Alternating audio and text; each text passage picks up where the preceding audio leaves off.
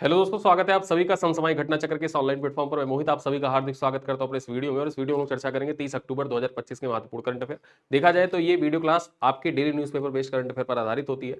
और साथ ही साथ ये क्लास जो होती है आपकी यूपी पीसीएस बीपीएससी एल्टीग्रेड परीक्षा UP triple SC one day exam के लिए बहुत इंपॉर्टेंट होती है। Dainik Jagran, the Hindu, India express, DD news, PIB, ANI, साथ ही साथ आकाशवाणी और हिंदुस्तान न्यूज़पेपर के साथ साथ दैनिक भास्कर न्यूज़पेपर के इंपॉर्टेंट करंट अफेयर्स को यहाँ पर संकलित और सम्मिलित किया जाता है, जो आपकी परीक्षा के दृष्टिकोण से बहुत महत्वपूर्ण है। इस वीडियो को एज अ पैकेज भी डिजाइन करके रखा गया है, जो जिस पैकेज को आप ज्वाइन कर सकते हैं और अपनी करंट अफेयर की पूरी तैयारी कर सकते हैं। देखा जाए तो हमारा पूरा कंटेंट बाइलिंगुअल होता है। पीडीएफ हिंदी इंग्लिश दोनों माध्यम में आपको प्रोवाइड की जाती है। साथ ही साथ डेली एमसीक्यू बेस्ड यहाँ पर देखा जाए 10 एमसीक्यू होते हैं, जो ऑनलाइन आप जाके हमारे ऐप पर टेस्ट दे सकते हैं। और ये क्लास आपकी परीक्षा के लिए बहुत ही महत्वपूर्ण होती है। ठीक है, चलिए चर्चा करते हैं कौन कौन सी खबरें हैं जो आपकी परीक्षा के दृष्टिकोण से इंपॉर्टेंट है। सबसे पहली खबर है 8वें केंद्रीय वेतन आयोग के अध्यक्ष के बारे में। ठीक है, एग्जाम में आपसे डायरेक्टली पूछा जा सकता है कि 8वां जो वेतन आयोग गठित किया गया उसके अध्यक्ष कौन बनी है, तो यहां पर चर्चा कर लेते हैं। केंद्र सरकार ने मंगलवार 28 अक्टूबर को 8वें केंद्रीय वेतन आयोग के गठन से जुड़े टर्म ऑफ रेफरेंस यानी कि टीओआर को मंजूरी प्रदान कर दी है। साथ ही पूर्व सुप्रीम कोर्ट की जज है न्यायमूर्ति रंजना प्रकाश देसाई, ये नाम याद रखिएगा। रंजना प्रकाश देसाई जो है इनको बनाया गया है 8वें वेतन आयोग का अध्यक्ष। ठीक है, यहां पर देखा जाए तो रंजना प्रकाश देसाई के अलावा इस आयोग में आईआईएम बेंगलुरु के पुलक घोष को मेंबर और पेट्रोलियम एंड नेचुरल गैस के मौजूदा सेक्रेटरी पंकज जैन को मेंबर सेक्रेटरी बनाया गया है। ठीक है, यहां पर देखा जाए दो अन्य सदस्य कौन है परीक्षा के दृष्टिकोण से, यह भी इंपॉर्टेंट। रंजना प्रकाश देसाई का नाम तो सब बताएंगे कि रंजना प्रकाश देसाई जो है 8वें वेतन आयोग के अध्यक्ष बनी है। साथ ही साथ अन्य सदस्य भी है, यहाँ पर अन्य सदस्यों का नाम जरूर याद रखिएगा। पुलक घोष का नाम याद रखिएगा और पंकज जैन, इन दोनों लोगों का नाम आपको याद रखना है। ठीक है, पुलक घोष और पंकज जैन का नाम। चलिए, जो पुलक घोष है देखा जाए तो आईआईएम बेंगलुरु के प्रोफेसर हैं, और वहीं पर जो पंकज जैन है ये पेट्रोलियम और नेचुरल गैस के मौजूदा सेक्रेटरी हैं। इनको मेंबर सेक्रेटरी के तौर पर नियुक्त किया गया है। चलिए आगे चलते हैं, यहां पर चर्चा करें। रंजना प्रकाश देसाई जो है, ठीक है, जस्टिस रंजना भारत की जानी मानी महिला न्यायाधीशों में से एक है और सुप्रीम कोर्ट की 5वीं महिला जस्टिस रह चुकी है। सुप्रीम कोर्ट में देखा जाए तो ये 5वीं महिला जस्टिस रह चुकी हैं रंजना प्रकाश देसाई। और वर्तमान में देखा जाए तो प्रेस काउंसिल ऑफ इंडिया यानी कि पीसीआई की ये चेयरपर्सन भी है। वर्तमान में देखा जाए तो रंजना प्रकाश देसाई 8वें वेतन आयोग की अध्यक्ष होने के साथ साथ में जो प्रेस काउंसिल ऑफ इंडिया है, प्रेस काउंसिल ऑफ इंडिया, उसकी चेयरपर्सन भी है। चलिए अगली खबर पर चर्चा करें। रूस के SJ-100 एयरक्राफ्ट अब भारत में भी बनेंगे। एक पॉइंट आप यहां पर नोटिस करेंगे कि भारत धीरे धीरे आत्मनिर्भर की ओर बढ़ रहा है। जैसे व्हाट्सएप और यूट्यूब वगैरह का देखा जाए तो अक्सर आप न्यूज़पेपरों में चर्चा सुनते रहते हैं कि अगर अमेरिका या यूएसए गूगल को भारत में बैन कर दे तो क्या असर होगा। तो व्हाट्सएप हो गया, व्हाट्सएप को बैन कर दिया जाए तो क्या असर होगा। तो असर तो पड़ेगा ही पड़ेगा, क्योंकि हम लोग इतने सालों से गूगल और व्हाट्सएप यूज़ करते आ रहे हैं। आप इस वीडियो को यूट्यूब पर देख रहे हैं, यूट्यूब भी यूएसए की है। तो यहाँ पर देखा जाए धीरे धीरे जो भारतीय टेक कंपनियां हैं वो भी आगे आ रही हैं। जैसे अराटाई एक नई जो चैटिंग ऐप बनी, उसी के साथ पावर पॉइंट को रिप्लेस करने के लिए जोहो आया।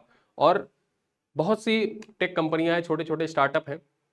जैसे ट्विटर को एक टाइम पे रिप्लेस करने के लिए कू चला था, लेकिन फंडिंग की वजह से देखा जाए कू बंद हो गया था। ठीक है, तो अब यहाँ पर क्या है कि भारत हर चीज में तो आत्मनिर्भर हो सकता है, लेकिन जो विमानन क्षेत्र है, ठीक है, एविएशन क्षेत्र है, सिविल एविएशन क्षेत्र है, उसमें देखा जाए भारत अभी भी पूरी तरीके से डिपेंड है। बोइंग इत्यादि कंपनियां जो है उन पर भारत है डिपेंडेंट। अब भारत की डिपेंडेंसी कम करने के लिए खुदा ना खास्ता कभी भविष्य में ऐसा हो जाए कि संबंध अमेरिका के साथ या यूरोपीय देशों के साथ थोड़ा भी बिगड़ते हैं, तो वो लोग अगर प्रतिबंध लगा देते हैं, और प्रतिबंध लगाने के मामले में ये हो जाता है कि उनका जो बोइंग सेक्टर है या फिर जो सिविल एविएशन सेक्टर है वहां पर भी बैन लगा देते हैं, अपने विमानों पर बैन लगा देते हैं, तो भारत में कौन सी विमान उड़ेंगे।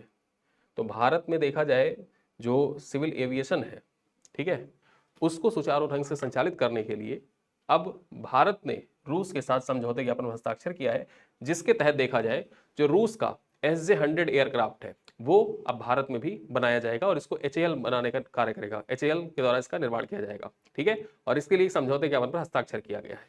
तो आइए चलते हैं, और ये महत्वपूर्ण क्यों हो जाता है। पहले देखा जाए जो बोइंग थी या अन्य यूएसए की जो यूरोपीय कंपनियां हैं या यूएसए की हैं, वो रूस में अपना जो विमान था उस विमान को आसानी से रन करते थे। लेकिन हुआ क्या, जब रूस यूक्रेन का युद्ध हुआ तो उसके बाद कंपनियों पर भी, इन कंपनियों ने अपना वहां पर जो परिचालन था उसको धीरे धीरे धीरे स्थगित करना स्टार्ट कर दिया। तो फिर उसके बाद जो लोकल वहां रूस की जो लोकल विमान क्षेत्र था उस पर बड़ा प्रभाव पड़ा, और इसी वजह से जो रूस की कंपनियां थी उन कंपनियों ने अपने सिविल एविएशन को मतलब सुचारू रूप से संचालित करने के लिए खुद से देखा जाए तो अपने विमान बनाना स्टार्ट किए। और उसके बाद यहाँ पर चर्चा करते हैं तो SJ-100। अब ये SJ-100 यहाँ पर देखा जाए जैसे बोइंग वगैरह की क्राफ्ट आते हैं तो उनमें खासियत ये होती है कि वहां पर आप 300 से, ठीक है, 300 से 350 यात्री यात्रा कर सकते हैं। लेकिन ये जो SJ-100 है इसकी कंपैरिजन करें तो यहाँ पर अभी 100 यात्री ही यात्रा कर सकते हैं। लेकिन एक देखा जाए तो अच्छा कदम ये माना जा रहा है कि भारत डिपेंडेंसी जो है वो केवल एक ही देश पर नहीं रहेगी या किसी एक ही कंपनी पर, मोनोपोली जो है किसी एक ही कंपनी की वो नहीं रहेगी। ठीक है, इस वजह से ये SJ-100 एयरक्राफ्ट जो है ये इंपॉर्टेंट हो जाता है। कहाँ का है ये? रूस का है। ठीक है, चलो चर्चा करें यहाँ पर तो रूस के SJ-100 सिविल कंप्यूटर एयरक्राफ्ट अब भारत में भी बनेंगे। 28 अक्टूबर को मॉस्को में हिंदुस्तान एरोनॉटिक्स लिमिटेड ने रूस की यूनाइटेड एयरक्राफ्ट कॉर्पोरेशन के साथ MOU पर साइन किया है। ठीक है, HAL ने यहाँ पर साइन किया है, ये जरूर याद रखिएगा। HAL के द्वारा यहाँ पर देखा जाए मैन्युफैक्चरिंग किया जाएगा। चलिए, अब भारत में पैसेंजर एयरक्राफ्ट बनाए जा सकेंगे, इससे लागत में कमी आएगी, आत्मनिर्भरता भी बढ़ेगी। चलिए अगली खबर पर चर्चा करते हैं। रोहित शर्मा के बारे में चर्चा कर लेते हैं। रोहित शर्मा देखा जाए वनडे में टॉप नंबर 1 पर पहुंच गए हैं। ठीक, रोहित शर्मा पहली बार वनडे में नंबर 1। भारतीय क्रिकेटर और पूर्व कप्तान रोहित शर्मा ने वनडे क्रिकेट में नया इतिहास रच दिया है। उन्होंने पहली बार ICC के वनडे बल्लेबाजों की रैंकिंग जो थी उसमें पहला स्थान हासिल किया है। यह बढ़त उन्हें बीते दिनों ऑस्ट्रेलिया में खेले गए, जो सिडनी में खेला गया तीसरा वनडे था, उस तीसरे वनडे में 121 रन नाबाद बनाए थे रोहित शर्मा ने। और उसी के दम पर देखा जाए तो रोहित शर्मा जो है वनडे की रैंकिंग जो है बल्लेबाजों की उसमें नंबर 1 पर पहुंच गए हैं। यहां पर देखा जाए ये उनके करियर का 33वां वनडे शतक था। ठीक, 33वां वनडे शतक था जो सिडनी ग्राउंड में लगाया था। 121 रन नाबाद बनाए थे रोहित शर्मा ने। और इसी के साथ इन्होंने जो सुमन गिल है, विराट कोहली है, उन सबको पीछे छोड़ दिया है। चलिए आगे चर्चा करते हैं। नालंदा विश्वविद्यालय में बनेगा centre for south east Asian studies. अब ये इंपॉर्टेंट हो जाता है कि centre for south east Asian studies कहां पर बनेगा या किस यूनिवर्सिटी में बनेगा, तो ये नालंदा विश्वविद्यालय में बनेगा। ठीक है, इंपॉर्टेंट है, BPSC के लिए महत्वपूर्ण हो जाता है। जो ADO साथ में BSSC और जो बिहार CGL होता है साथ साथ में TRE के एग्जाम जो आप देने जा रहे हो सभी के लिए इंपॉर्टेंट है। यहां पर देखा जाए प्रधानमंत्री नरेंद्र मोदी ने मलेशिया की राजधानी कुआलालंपुर में आयोजित 22वें आसियान भारत शिखर सम्मेलन के दौरान चर्चा करें तो नालंदा विश्वविद्यालय से संबंधित एक ऐतिहासिक घोषणा की है। उन्होंने नालंदा विश्वविद्यालय के centre for south east Asian studies की स्थापना का ऐलान किया है। ठीक है, अब ये जो साउथ ईस्ट एशियन स्टडीज जो बनेगा ये कहां पर बनेगा? नालंदा विश्वविद्यालय में बनेगा। प्रस्तावित centre south east Asian studies को ईस्ट एशिया समिट फ्रेमवर्क के अंतर्गत एक क्षेत्रीय मंच के रूप में विकसित किया जाएगा। यह संयुक्त अनुसंधान, क्षेत्रीय विशेषज्ञता और ये संयुक्त अनुसंधान एवं क्षेत्रीय विशेषज्ञता पर विशेष बल देगा। ठीक है, यह सेंटर आसियान देशों और भारत के विश्वविद्यालयों के बीच एकेडमिक एक्सचेंज और सांस्कृतिक कार्यक्रमों को भी संचालन करेगा। तो इसी वजह से देखा जाए ये जो स्टडी सेंटर है, centre for south east Asia studies, ये आपके परीक्षा के लिए महत्वपूर्ण हो जाता है। चलिए आगे चर्चा करते हैं। $5 ट्रिलियन वाली पहली कंपनी एनवीडिया। ठीक है, आज से 2 महीने पहले, मैंने जुलाई में बताया था 3 महीने पहले, यहां पर देखा जाए कि एनवीडिया जो है ये 4 ट्रिलियन का मार्केट कैप पार करने वाली पहली कंपनी बनी थी। ठीक है, उसने एप्पल, माइक्रोसॉफ्ट को पीछे छोड़ दिया था। और अब देखा जाए एनवीडिया जो है ये पूरे विश्व में देखा जाए पहली कंपनी बन गई है जिसने $5 ट्रिलियन का मार्केट कैप पार कर लिया है। और इसी के साथ जापान, ब्रिटेन, भारत जैसी जो अर्थव्यवस्थाएं हैं उन अर्थव्यवस्थाओं से भी ज्यादा यहां पर देखा जाए तो जितनी भी भारत की इकॉनमी है या जापान की इकॉनमी है या ब्रिटेन की इकॉनमी आप देख लें, उन सब की इकॉनमी को भी पीछे छोड़ दिया इस कंपनी ने। ठीक है, तो $5 ट्रिलियन की मार्केट कैप क्रॉस करने वाली देखा जाए एनवीडिया पहली कंपनी बन गई है। यहां पर चर्चा करें, AI चिप बनाने वाली सिलिकॉन वैली की कंपनी एनवीडिया $5 ट्रिलियन यानी कि 415 लाख करोड़ रुपए का मार्केट कैप तक पहुंचने वाली दुनिया की पहली कंपनी बन गई है। यह उपलब्धि इसने सिर्फ 3 महीने में हासिल की है। 3 महीने पहले देखा जाए तो ये $4 ट्रिलियन की मार्केट कैप क्रॉस करने वाली पहली कंपनी बनी थी और अब $5 ट्रिलियन की मार्केट कैप पार करने वाली पहली कंपनी बन गई है। एनवीडिया की इस तेजी के पीछे AI की बढ़ती डिमांड, मार्केट कैप के हिसाब से माइक्रोसॉफ्ट दूसरे स्थान पर है $4 ट्रिलियन, और एप्पल जो है तीसरे स्थान पर है $3.99 ट्रिलियन के हिसाब से। ठीक है, तो पहली कंपनी कौन सी है? पहले नंबर पे एनवीडिया है। दूसरे नंबर पर देखा जाए, दूसरे पे कौन है यहां पर चर्चा करें तो दूसरे नंबर पर देखा है तो माइक्रोसॉफ्ट है, और तीसरे नंबर पर देखा जाए तो एप्पल है। ठीक है, मार्केट कैप कितना है एप्पल का? $3.98 ट्रिलियन। चलिए आगे हम चर्चा करते हैं।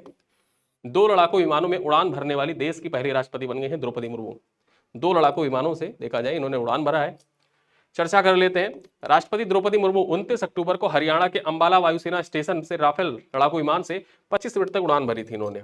ठीक है, ग्रुप कैप्टन अमित गेहानी द्वारा संचालित राफेल के लगभग 15,000 फीट की ऊंचाई और लगभग 700 किलोमीटर प्रति घंटे की गति से इन्होंने उड़ान भरी, और विमान ने सुरक्षित बेस पर लौटने से पहले लगभग 200 किलोमीटर तक की दूरी तय की थी। राष्ट्रपति द्रौपदी मुर्मू जो है ये वायुसेना के 2 लड़ाकू विमानों से उड़ान भरने वाली पहली राष्ट्रपति बनी है। ठीक है, इससे पहले देखा जाए अभी तो इन्होंने राफेल उड़ाया है, और ये जो राफेल उड़ाया है यहां पर देखा जाए जो शिवांगी सिंह है, राफेल खुद से तो उड़ाया नहीं है। ठीक, डबल सीटर राफेल था। उस डबल सीटर राफेल में देखा जाए जो शिवांगी सिंह थी, शिवांगी सिंह के साथ राफेल उड़ाया। और इंपॉर्टेंट ये हो जाता है, ये जो शिवांगी सिंह है ना, पाकिस्तान के द्वारा ये दावा किया जा रहा था, पाक के द्वारा ये दावा किया जा रहा था जब ऑपरेशन सिंदूर चलाया जा रहा था, तो उस टाइम पाकिस्तान दावा कर रहा था कि हमने भारत के कुछ राफेल गिरा दिए हैं और भारत के कुछ जो वायु सैनिक है उनको कैप्चर कर लिया है। ठीक है, और शिवांगी सिंह का दावा कर रहा था कि शिवांगी सिंह का राफेल हमने गिरा दिया, शिवांगी सिंह को हमने कैप्चर कर लिया है।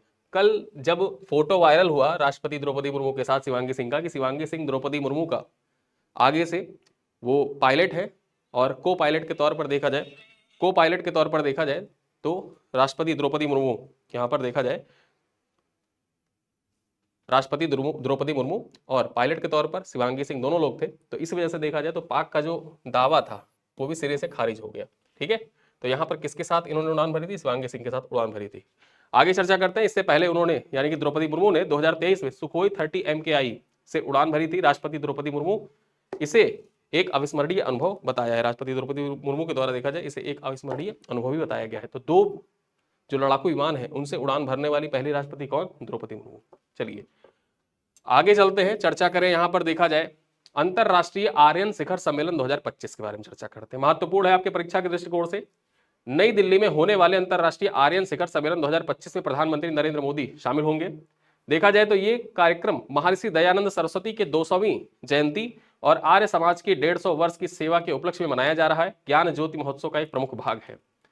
चर्चा करें आगे तो सम्मेलन के अंतर्गत सेवा के 150 स्वर्णिम वर्ष प्रदर्शनी में शिक्षा, सामाजिक सुधार और आध्यात्मिक उत्थान में आर्य समाज के योगदान को दिखाया जाएगा। भारत और विदेशों की आर्य समाज इकाइयों की भागीदारी, महर्षि दयानंद के सुधारवादी आदर्शों और संगठन के वैश्विक प्रासंगिकता को रेखांकित यहां पर किया जाएगा। एक पॉइंट इंपॉर्टेंट ये हो जाता है कि पीएम मोदी की अध्यक्षता में, ठीक है, जो पीएम मोदी थे, पीएम मोदी की अध्यक्षता में यहां पर इंपॉर्टेंट पॉइंट ये है कि दयानंद सरस्वती की 200वीं जयंती, साथ ही साथ सरदार वल्लभ भाई पटेल की 150वीं जयंती, 200वीं जयंती तो यहां पर मनाई जाएगी दयानंद सरस्वती की, ठीक है, 150वीं जयंती मनाई जाएगी इस बार 31 अक्टूबर को देखा जाए तो सरदार वल्लभ भाई पटेल की। और जो जयंतियां मनाई जानी थी उनके लिए कमेटी गठित की गई थी। उस कमेटी की अध्यक्षता कौन कर रहे थे? तो पीएम मोदी कर रहे थे इसकी अध्यक्षता। ठीक है, और आप जानते ही हैं यहां पर जो वल्लभ भाई पटेल है उनकी जो जयंती होती है 31 अक्टूबर को मनाया जाता है, और 31 अक्टूबर का जो दिन होता है इसको राष्ट्रीय एकता दिवस के रूप में मनाते हैं। ठीक है, राष्ट्रीय एकता दिवस के रूप में मनाया जाता है। चलिए आगे चर्चा करते हैं। नई दिल्ली में आदर्श युवा ग्राम सभा पहल का शुभारंभ। अब यहां पर चर्चा कर लेते हैं, इंपॉर्टेंट हो जाता है आपकी परीक्षा के दृष्टिकोण से।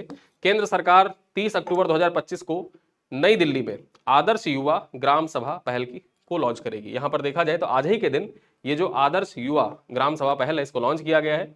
ये पंचायती राज, शिक्षा एवं जनजातीय कार्य मंत्रालय का संयुक्त प्रयास है। इंपॉर्टेंट आपके लिए हो जाता है परीक्षा में देखा जाए। अब यूपी पीसीएस में, ठीक है, यूपी पीसीएस में जो इस बार सवाल पूछे गए, क्वेश्चन जो आपसे पूछेगा परीक्षा में, आपसे यही पूछा जाएगा कि आदर्श युवा ग्राम सभा पहल, ठीक है।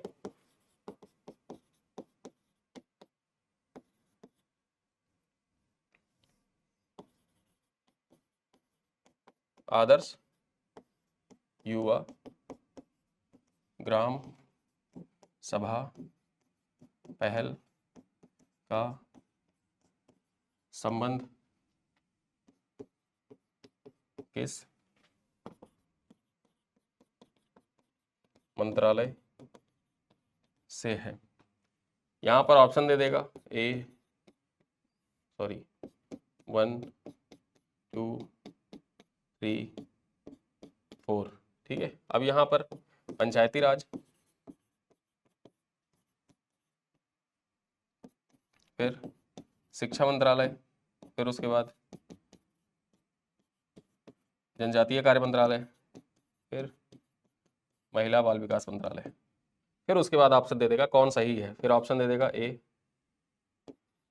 B, C, D, 1 2 और 4, 1, फिर उसके बाद 2 3, 1 और फिर 2 और फिर केवल 1।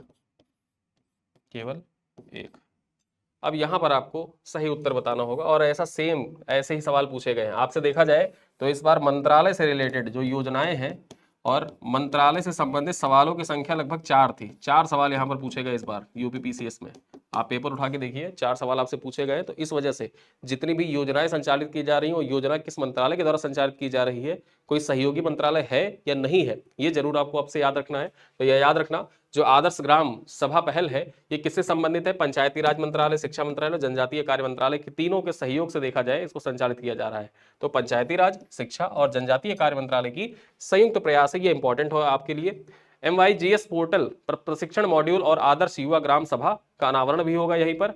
उद्देश्य क्या है? जन भागीदारी को बढ़ाना, छात्रों को ग्राम सभा के सत्रों में शामिल कर सहभागी स्थानीय शासन को प्रोत्साहित करना है। शुरुआत में देश भर के 1000+ स्कूलों में इसे लागू भी किया जाएगा, ठीक है। तो आपके परीक्षा के दृष्टिकोण से ये पहल इंपॉर्टेंट हो जाती है, आदर्श युवा ग्राम सभा पहल, ठीक। चलो आगे चर्चा करते हैं। अगली खबर क्या है? अंतरराष्ट्रीय लवणता सम्मेलन 3.0। अब ये जो अंतरराष्ट्रीय लवणता सम्मेलन, इसके बारे में चर्चा कर लेते हैं पॉइंट पर। देखा जाए तो गोवा के अंतरराष्ट्रीय लवणता सम्मेलन 3.0 वीक एयर 2025 शुरू हो गया है।